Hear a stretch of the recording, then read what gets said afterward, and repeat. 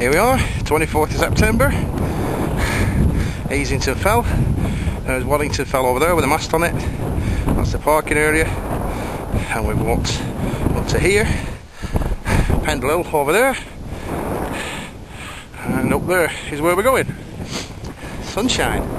Can't believe, according to the statistics, that I was the last person to activate this hill back in May. So it's saying that nobody's been up, or at least nobody's entered a log to say they've been up here since then. Bit of a spur of the moment thing, this. So we'll see how we go.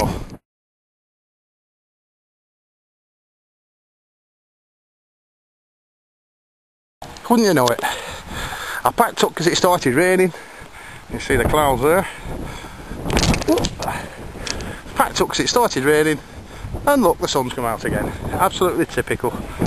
Anyway, I've got some nice cold beer in the fridge that's tempting me home, and I never intended to take too long up here anyway, but it's been quite fun. 60 metres was open, that was working well, and 40 metres was absolutely superb, very good into UK conditions and also around Europe. I had the most contacts on 40 that I've ever had from an activation. I don't think I've beaten my record for a number of QSOs, but I've certainly had more than 40. So I think there's 40 on each side of A4 that I do my logging on. So I've certainly done more than 40. Whether I've betted 50, I'm not sure. I think 50 was my record on Bolesworth Hill last year sometime. Where? There you can see Penny Ghent, which is Northern Pennines 10, I think. And to the right of that, that must be... Oh, I've forgotten its name. It's terrible. How can I forget its name? It's the other one that you can do in... It's the other one that you can do with Penny Ghent relatively easily if you park in the middle between them at a place called Dale Head, where there's an honesty box where you put your money in to pay like £1 for parking for as long as you want, really. That's Penny Ghent.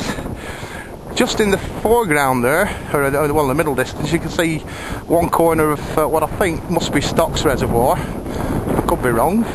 Oh, that must be, because that's the only one round here, isn't it? That's a little bit of Stocks Reservoir you can see, and then beyond that you can see Ingleborough. That's Ingleborough straight ahead, and behind that, to the left of the summit, you can see Whernside.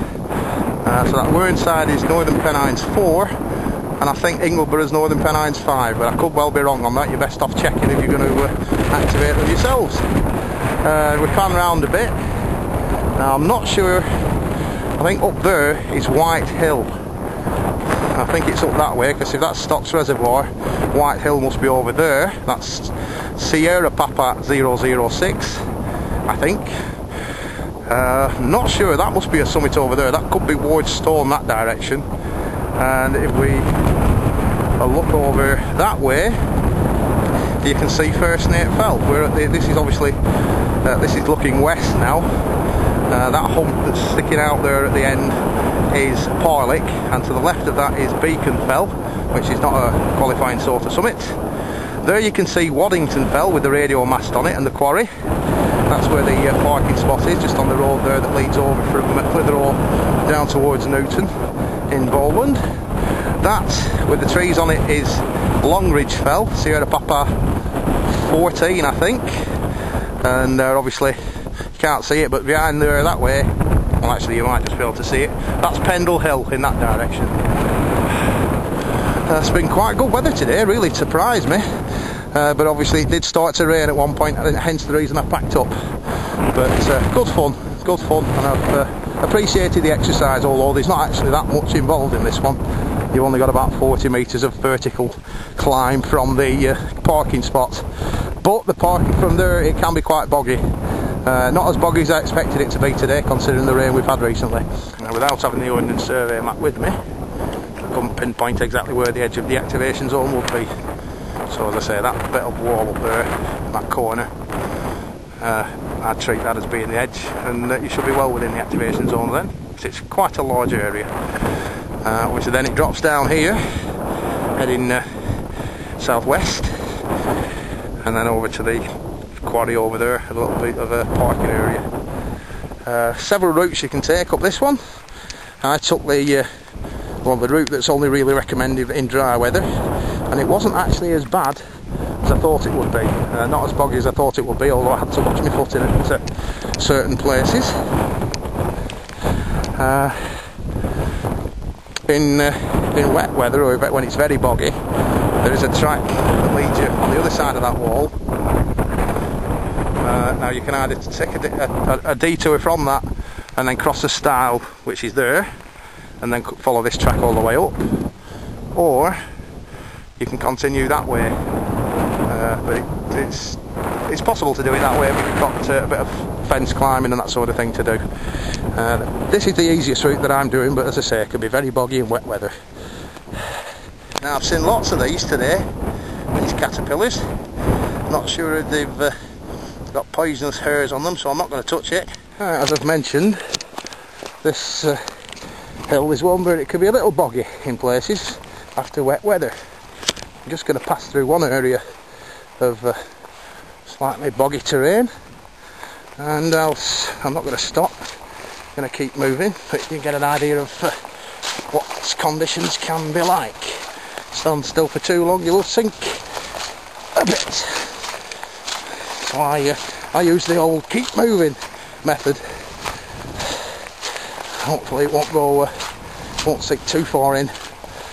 Obviously the sheep can be very useful, because they'll make a track for you through the marsh, because they don't like getting their feet wet either. Well, that's one area. As you can see, this is another area that's a bit boggy. It's about halfway between the road and that boggy area over there. Now then, you see this stuff, you can stand on it sometimes and it'll take your weight, but it'll feel spongy because there's stuff underneath. Now obviously that's not going to feel spongy, you're going to sink right in that, so I'm going to walk around it. So that was relatively painless. Now then, that is the parking area at the side of the road with the cattle grid there, and immediately below that is this area, which is generally a good indicator what conditions will be like further up. So if this is really boggy, further up will be really boggy. Today I was quite surprised. Nowhere near as bad as I thought it would be. Famous last words. See if I can avoid. Right, how did I get across this when I was coming the other way? Now this particular spot is the worst bit. You can see it's not very pretty. It's got a film of oil on the surface. Being so near the road, it tends to attract fly tipping. Hence, if somebody dumped a wheel off a car there. Now I think when I went up, I went further that way. I don't fancy walking through that, so let's see if I can remember how I got across before.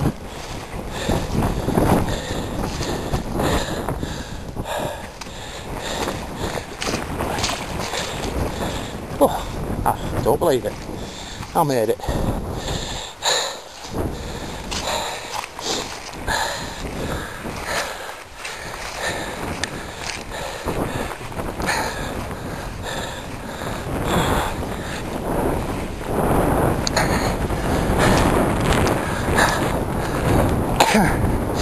Here we are, back at the parking area.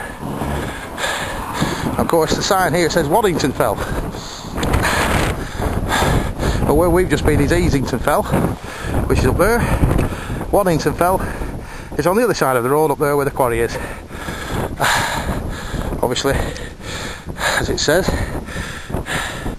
in the Forest of Bowland area of outstanding natural beauty.